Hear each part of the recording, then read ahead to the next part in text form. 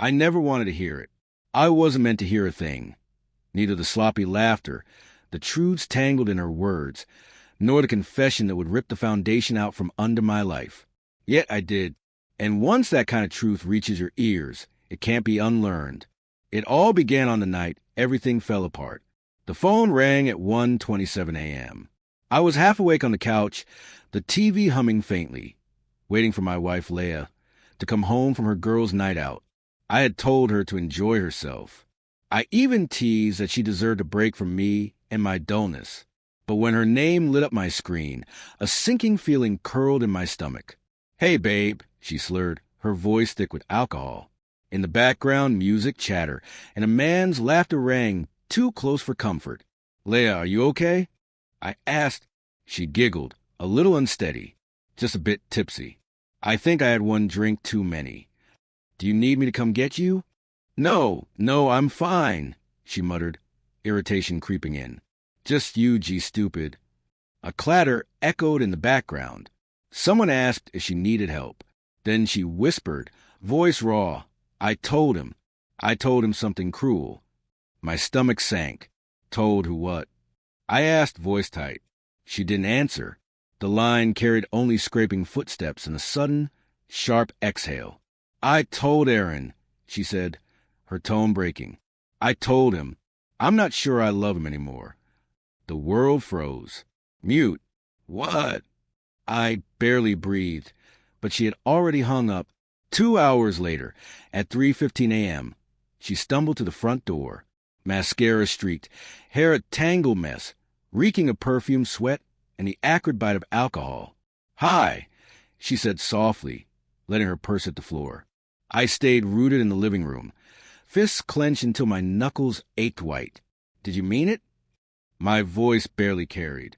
"What you said on the phone?" Her brow furrowed confusion or shock, maybe both. "What did I—" "You said you weren't sure you loved me anymore." Her eyes widened, lips parted, frozen in the moment when the secret you never wanted heard slips out anyway. "Aaron, you were drunk," I said, trying to make sense of it. "I get that, but alcohol doesn't invent truth. It just exposes it." Her gaze flickered with panic. "No, that's not fair. You don't know what happened tonight." "Then tell me." Silence. She sank onto the couch, face buried in her hands. When she finally spoke, her voice trembled. I didn't mean to say it, but I did. And now, I don't know how to take it back. She drew a shaky breath. "It wasn't just a girl's night," she whispered. A cold weight settled behind my ribs. "Then what was it?" I asked. She squeezed her eyes shut. "There's someone at work. Someone I got too close to. His name, it's Ron." The name struck me like a stone through glass. "Too close? How?" I asked, though part of me already knew. "We never slept together," she said quickly. "But we texted, shared things I should have shared with you." My throat burned. Emotional betrayal. "It started months ago," she admitted. "I didn't realize what was happening. He made me feel seen, like I mattered. I know that sounds terrible, but at first I thought it was harmless." She wiped a tear from her cheek. "He happened to be at the bar tonight. I didn't plan it, I swear. But when I saw him, we talked too long, too intimately. And that's when I said it. I told him I wasn't sure I loved you." Her words hit me like a slap. "I don't know why I said it," she whispered. "I was angry, confused, and he asked why I never left you if I felt so stagnant."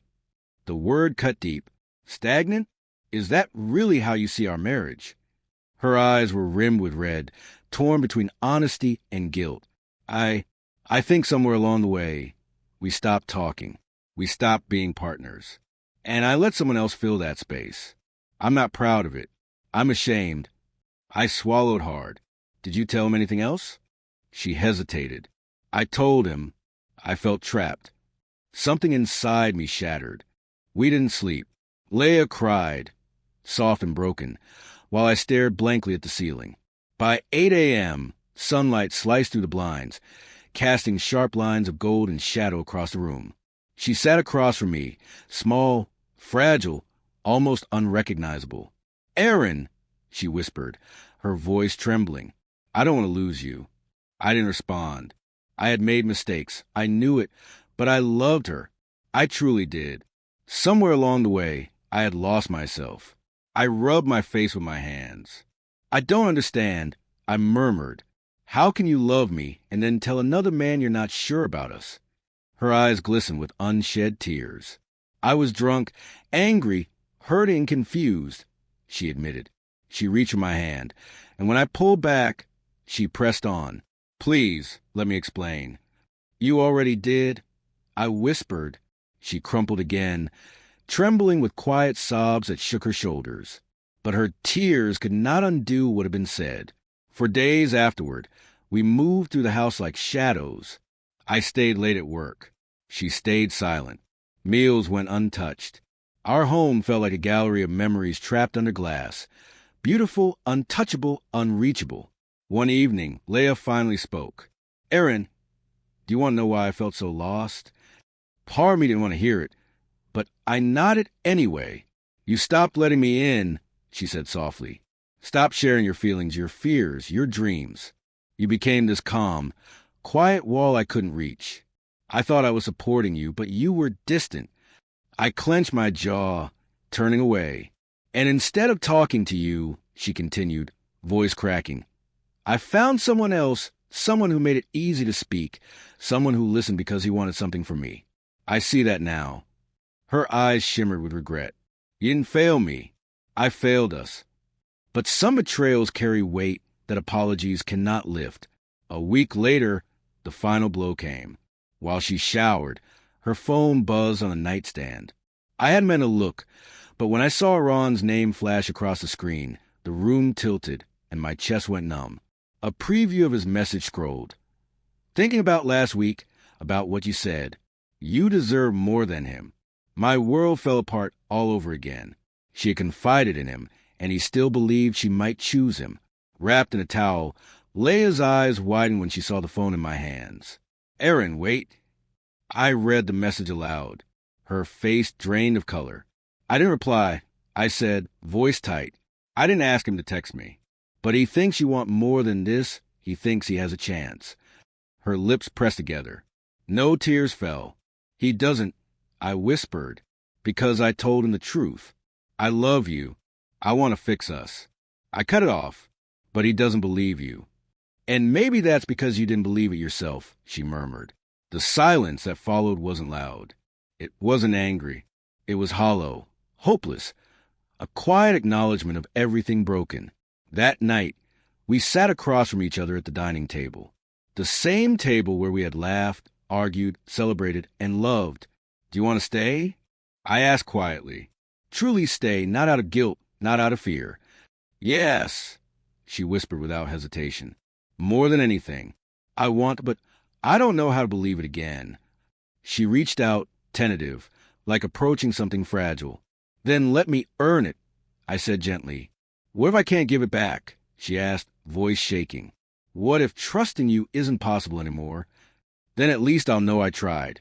I said, that I didn't walk away, that I didn't choose someone else. She flinched but did not deny it. The ending wasn't perfect. It hurt, but it felt honest. We didn't divorce, but we didn't magically heal either. We began counseling. Boundaries were set. She blocked Ron, deleted the messages, changed her number, and started opening up more. She stopped hiding behind excuses. Yet some nights, when the house is silent and she believes I'm asleep, I hear her crying quietly, guilt gnawing at her. And sometimes when I lie awake staring at the ceiling, I wonder if love can ever return to what was before betrayal. Maybe it can. Maybe it can't. But we are trying to rebuild something shattered, trying to become the people we promised each other we would be, trying to prove that one night, one drink, one brutal truth doesn't have to end a marriage. We both know some wounds heal, some scars remain, and our story, messy, painful, unfinished, is still being written.